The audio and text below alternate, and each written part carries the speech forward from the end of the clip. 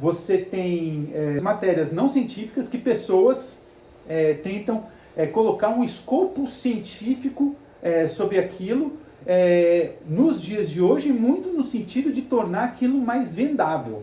Nós temos vários casos, né, nos dias de hoje. Eu entendo que a gente, inclusive, está vivendo a era da pseudociência. Então, como é que isso se difere da ciência, de fato? Num primeiro momento, existe um método científico, ele tem por detrás ali um método, né, a ciência, e a ciência, ela busca correlações, relações causa e efeito e o entendimento dessas correlações. A pseudociência, ela cria correlações a coisas que claramente, pelo menos do ponto de vista científico, não há correlação. Como, por exemplo, a astrologia. A posição dos astros, de alguma forma, interfere na nossa vida íntima. Isso não é um fato. Primeiro, dizer, teorias de conspiração, de alguma forma, elas estão diretamente relacionadas às pseudociências, né? Porque uma teoria de conspiração, ela sempre vai tentar buscar um endosso científico, um endosso que não existe, para tentar se autoproclamar como verdade. A partir do momento em que o ser humano começa a se organizar de forma mais, vamos dizer assim, civilizada, teorias de conspiração, a gente poderia colocar assim, começam a surgir no sentido de tentar moldar o comportamento das pessoas, tá? E hoje, essas teorias de conspiração, elas estão aí simplesmente aos montes e elas surgem no sentido de tentar moldar também o comportamento das pessoas, só que de uma forma extremamente perigosa e penso que no sentido de tentar rasgar mesmo o tecido social. Hoje o que mais se fala, quando a gente fala em teoria de conspiração, é terraplanismo.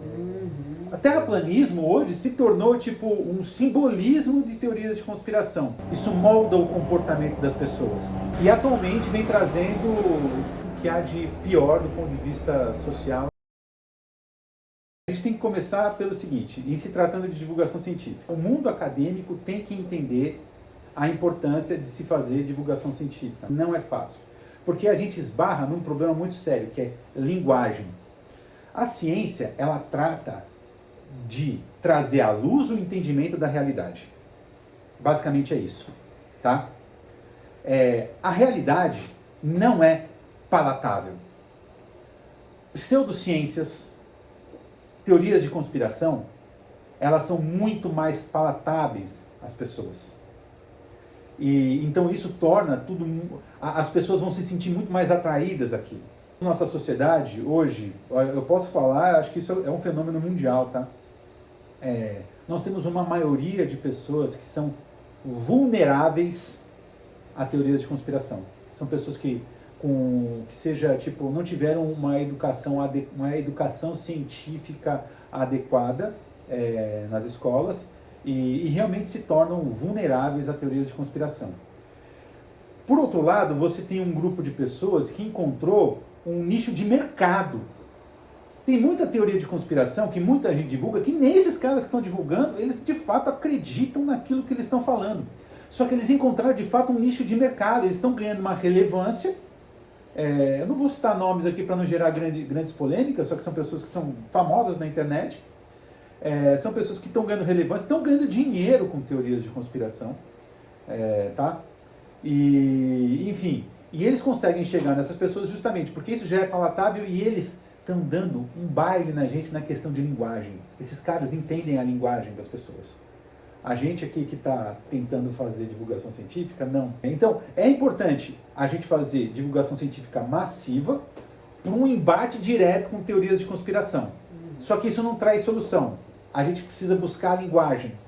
É uma solução a longo prazo, está diretamente relacionado à educação científica em escolas.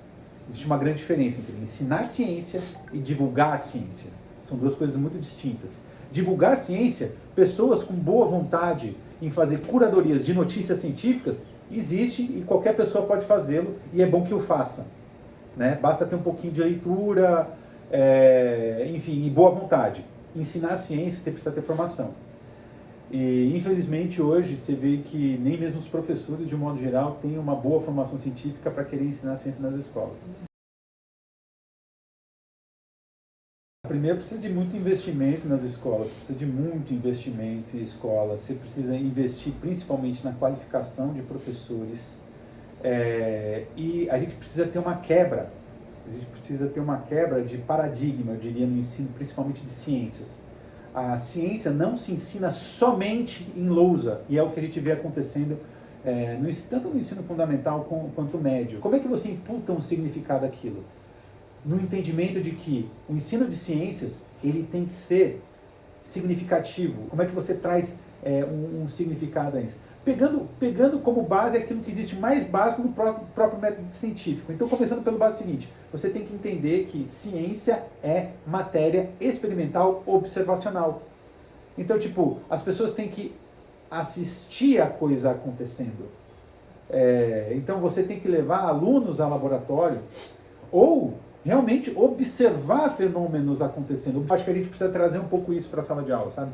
Tipo, entender que ciência é matéria observacional, você tem que trazer significado às coisas que você está ensinando. Isso eu acho que pode, a longo prazo, melhorar o ensino e tornar as pessoas menos vulneráveis a teorias de conspiração. É impossível você passar a vida sem acreditar em nenhuma pseudociência, porque isso é cultural. É cultural. Sim, tipo, há bastante tempo atrás, né, antes de realmente começar a criar uma cultura científica, que foi quando eu entrei numa faculdade de física e tudo mais, né, eu cheguei a ler jornais, porque tá no jornal, cara. Tipo, ver meu signo, entendeu? Tá ali, tá no jornal, é notícia isso. Isso é notícia, isso vende, isso é notícia. Então, sim, já caí nessa. E tem umas outras coisas também, por exemplo, pessoal hoje virou uma coisa muito vendável falar de mecânica quântica. Vamos falar como o pessoal usa o termo física quântica, né? Cara, quando antes de entrar na graduação, eu tinha lido 2 livros que são dos pais aí dessas coisas aí, desses coaches quânticos aí, né? Pais assim, tipo, vieram muitos livros depois desses 2. Eu li os 2, tá? O Tao da Física e o outro que é o Universo Autoconsciente do Amit Goswami. Se eu não me engano, o do Universo Autoconsciente, o cara é um físico indiano que trouxe muito da filosofia religiosa dele para aquele livro. E levou muito equívoco à comunidade. As pessoas passaram a ter um entendimento assim. Então, mas passaram a ter um entendimento sobre física quântica de que então eu posso interferir nas mesmas. Se eu mentalizar, eu posso atravessar essa parede sem quebrar ela. Chega nesse nível o negócio, tá?